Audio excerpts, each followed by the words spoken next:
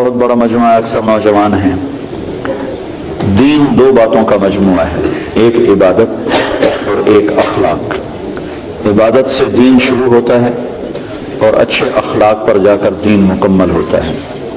دین کی ابتدا، فاؤنڈیشن، بنیاد وہ کلمہ، نماز، روزہ، حج، زکوٰۃ. اور دین کی انتہا، چھت، جہاں جا کے چھت پڑتی ہے، وہ اچھے اخلاق ہیں. اچھے اخلاق سے دین مکمل ہوتا ہے. دین کی تکمیل عبادت سے نہیں، اخلاق سے ہے.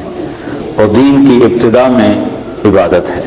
عبادت میں نماز سب سے اعلیٰ درجے کی چیز، جو اللہ تعالیٰ نے 50 نمازیں شروع میں فرض کی، پھر ان کو 5 کر کے گھٹایا اور عرش پر بلا کر 50 نمازیں عطا فرمائیں. دینی 5 تھیں، دی 50، صرف یہ بتانے کے لیے کہ دنیا میں تمہارے آنے کا مقصد نماز کے سوا اور کچھ نہیں. لیکن پھر باقی کاروباری زندگی میں بھی ہمارا امتحان تھا، تو اللہ نے اس کو گھٹا کے 5 کر دی. جب 5 ہو گئیں، اللہ کے نبی ہر دفعہ آتے تھے اور کہتے تھے یا اللہ گھٹا دے. جب وہ 5 رہ گئیں تو اللہ تعالیٰ نے فرمایا میرے محبوب، تیرے لیے 5، میرے لیے 50، کہ تیری امت کے ہر نمازی کو ہر نماز کے بدلے میں 10 نمازوں کا ثواب لکھوں گا. تو ہم پڑھنے کو 5 پڑھتے ہیں اور لکھے جانے میں وہ 50 ہیں. تو جتنا آپ، بہت بڑا مجمع ہے، مستورات بھی ہیں، آپ سب بھائیوں سے گزارش ہے کہ آج کے بعد توبہ تو ہم نے کی ہے، نماز نہ چھوٹو. اس کے سارے بھائی ارادہ کرتے ہیں. آپ پرائے دیش میں رہتے ہیں، یہاں مسجدوں کا ایسا ماحول نہیں ہے، اپنی آپ جاب پر ہیں، کام پر ہیں، جہاں بھی نماز کا وقت آ جائے نماز نہ چھوڑیں. اب اللہ نے اتنی فضا ضرور بنا دی ہے کہ جہاں بھی آپ ہیں آپ کو نماز کی اجازت دیتے ہیں. یہ لوگ آپ کے ساتھ انصاف کرتے ہیں، انہوں نے اپنے ملکوں میں انصاف کیا ہوا ہے، عدل قائم کیا ہوا ہے، ظلم نہیں ہے. آپ امن میں ہو، امن کے ملک میں ہو، انہوں نے آپ کو سارے حقوق دیے ہیں. آپ پر بھی حق ہے ان کا کہ آپ ان کے لیے ہدایت کی دعا کرو، ان کی خیر خواہی چاہو اور اپنا کام صحیح کرو. اور نماز کو نہ چھوڑو کسی حال میں بھی. مسجد قریب ہے تو مسجد کی دوڑ لگاؤ، مسجد دور ہے تو ایک مصلی اپنے دفتر میں رکھو، اپنے کام کی جگہ پہ رکھو اور نماز کے وقت میں نماز ادا کرو. اور اگر آپ اکیلے ہو تو اذان دو، تکبیر کہو، پھر نماز پڑھو. تو آس پاس جتنی فضا ہے وہ گواہ ہو جائے گی، اور آس پاس جتنے اہل ایمان جنات ہیں وہ نماز میں شریک ہو جاتے. 2 ہو تو جماعت کراؤ، چاہے تمہاری داڑھی نہیں ہے پھر بھی جماعت کرو، ایک کو آگے کرو ایک کو پیچھے کرو. 3 ہو جماعت کراؤ، با جماعت نماز کی فضا بناؤ. سفر میں جا رہے ہو، گاڑیاں روک کے با جماعت نماز پڑھو. تو انشاءاللہ یہ پوری ایک مکمل دعوت ہے نماز کا پڑھنا. تو عبادات میں میرے بھائیوں بہنوں نماز کا ناغہ نہ ہو. مستورات سے کہتا ہوں پردے کا اہتمام کرو، اپنی بچیوں کو شروع سے پردے پر لگاؤ، پردہ ان کی فطرت میں شامل ہو، پردہ کرنے والی بنے. اپنے ان کے لباس میں پتلون نہ ہو، شلوار ہو. یہ با پرد با حیا لباس ہے. عورت کے لیے پتلون، مرد کے لیے پتلون با حیا لباس نہیں ہے تو عورت کے لیے کہاں سے ہوگا؟ تو اپنے بچوں کو، اپنی بچیوں کو اسلامی لباس کا عادی بناؤ. پیار سے، محبت سے. یہاں سختی تو چلتی نہیں، اور سختی کہیں بھی نہیں چلتی، ہر جگہ پیار محبت سے ہی کام چلتا ہے.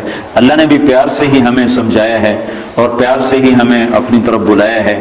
کہیں کہیں اس نے انجام بتانے کے لیے بتا دیا کہ جہنم بھی ہے، ورنہ اللہ کا عام انداز پورے قرآن میں یا ایھا الذین آمنوا، کتنی عزت کے ساتھ اللہ ہمیں بلاتا ہے، اے ایمان والو، اے ایمان والو. تو دوسری چیز جو تو نماز کی نیت کر لی سارے بھائیوں. قرآن کے لیے ضرور وقت نکالیں، تلاوت کے لیے کچھ وقت نکالا جائے. نہیں پڑھا ہوا تو تھوڑا تھوڑا کر کے، اب تو ہر جگہ مساجد ہیں، علماء ہیں، قراء ہیں، قرآن تھوڑا تھوڑا پڑھنا شروع کریں. سال میں 2 دفعہ قرآن ختم کرنا قرآن کا حق بنتا ہے. اور دل کی زندگی کے لیے قرآن سب سے بڑی غذا ہے. دل کو غذا نہ ملے تو مر جاتا ہے. تو دل کو، روح کو قرآن کی غذا نہ ملے تو روح مر جاتی ہے. تو قرآن کی تلاوت کے لیے وقت نکالیں.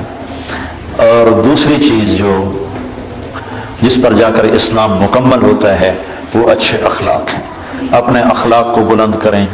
اور سارے اخلاق کا خلاصہ 3 باتیں ہیں: تصل من قطعک وتعطی من حرمک وتعفو عن من ظلمک. جو توڑے اس سے جوڑو، جو محروم کرے عطا کرو، جو زیادتی کرے معاف کرو. پھر اگر ماں باپ ساتھ ہیں تو ان کی قدر کرو. آج مجھے بڑا دکھ ہوا، مجھے ایک اولڈ ہوم دکھایا ساتھیوں نے، تو اس میں مسلمان عورتیں بھی تھیں، مسلمان مائیں بھی تھیں، ان کے جوان بچے ہیں اور وہ ماں کی خدمت سے محروم ہیں۔ کیا بدبختی کی انتہا ہے کہ مسلمان کے لیے ماں تو جنت کا راستہ ہے۔ میرے نبی نے فرمایا ماں کے قدموں تلے جنت ہے، اور میرے نبی نے فرمایا کاش میری ماں زندہ ہوتی تو میں اپنی ماں کی ایسی خدمت کرتا کہ میں عشاء کی نماز کے مصلی پر ہوتا اور سورۃ فاتحہ شروع کر چکا ہوتا، اور ادھر سے میری ماں مجھے پکارتی بیٹا محمد، تو میں ماں کی خاطر نماز توڑ دیتا اور میں کہتا لبیک اماں جی، لبیک یا اماں، اماں جی لبیک، نماز میں دوبارہ پڑھ لوں گا، آپ مجھے ارشاد فرمائیں آپ کا کیا حکم ہے۔ جہاں نبی نے اتنا بڑا مقام بتایا ہو، آج دیکھ کر میرا بڑا دل کٹا کہ مسلمان مائیں بھی اولڈ ہوم میں پہنچے ہیں۔